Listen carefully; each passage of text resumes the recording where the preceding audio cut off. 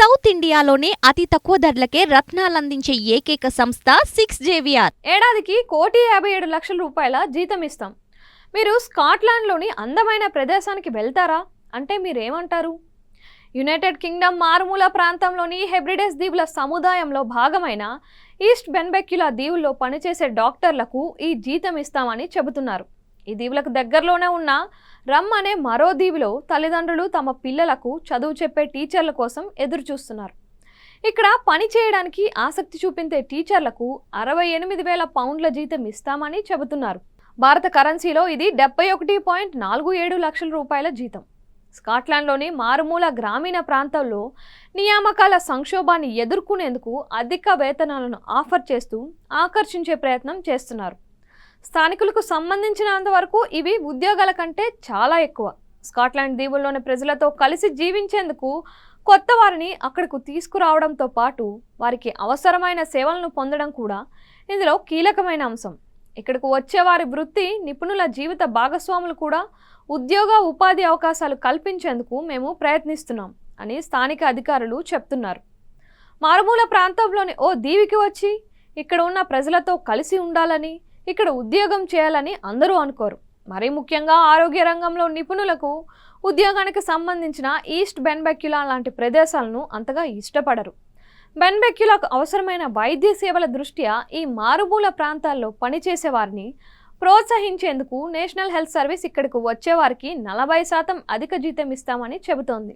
గ్రామీణ వైద్యం విషయంలో అభిరుచి, సాహసం చేయాలని ఆసక్తి ఉన్న వైద్యులు ఇక్కడికి రావాలని NHS ఆస్వాదిస్తోంది. గ్రామీణ వైద్యం విషయంలో అభిరుచి, సాహసం చేయాలని ఆసక్తి ఉన్న వైద్యులు ఇక్కడికి రావాలని NHS ఆహ్వానిస్తుంది. ఇక్కడికి వచ్చిన వైద్యులు 6 దీవుల్లోని 4,700 మందికి సేవ అందించాల్సి ఉంటుంది. జీతంతో పాటు బ్రిటన్లోని ఒక అందమైన ప్రాంతాల్లో పనిచేసే అవకాశం రావడం బోనస్ అని హెల్త్ బోర్డు చెబుతుంది.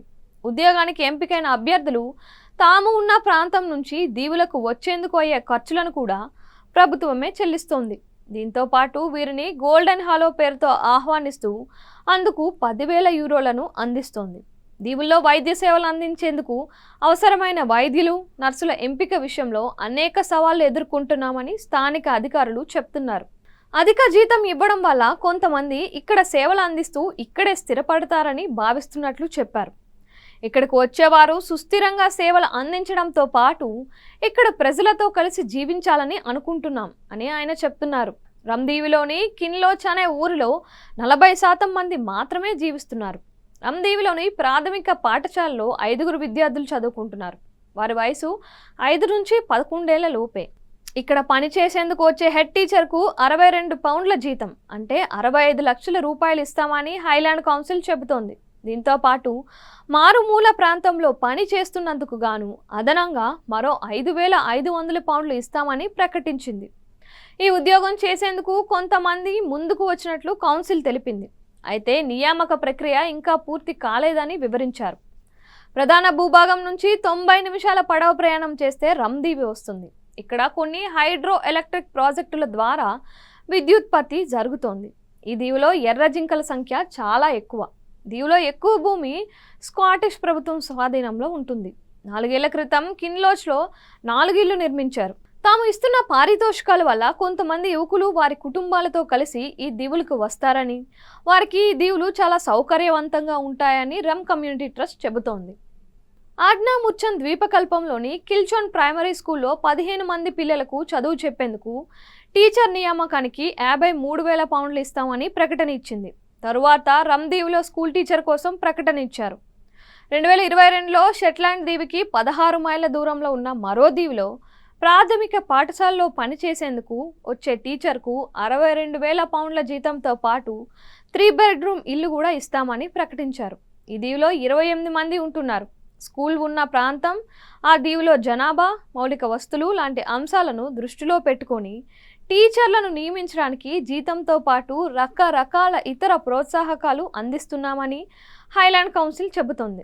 పర్మనెంట్ పోస్టులకు ఎంపికైన ఉద్యోగులు రీలొకేషన్ ప్యాకేజీ అందిస్తున్నాం. అందులో అద్దె, ప్రయాణ ఖర్చులు కూడా ఉన్నాయి అని స్థానిక అధికారులు చెప్పారు. దీవులకు అవసరమైన పోస్టుల భర్తీకి శాశ్వత ప్రాతిపదికన అప్లికేషన్ ఆహ్వానిస్తున్నాం. అలాగే కొత్తగా ఎంపికైన హెడ్ టీచర్లకు సంపూర్ణ నాయకత్వ కార్యక్రమం కింద శిక్షణ ఇచ్చేందుకు కొంత నిధులు కేటాయించాం. ఇతర స్కూళ్లలోని టీచర్లకు కూడా ఇలాంటి శిక్షణ ఇస్తాం అని కౌన్సిల్ అధికార ప్రతినిధి చెప్పారు.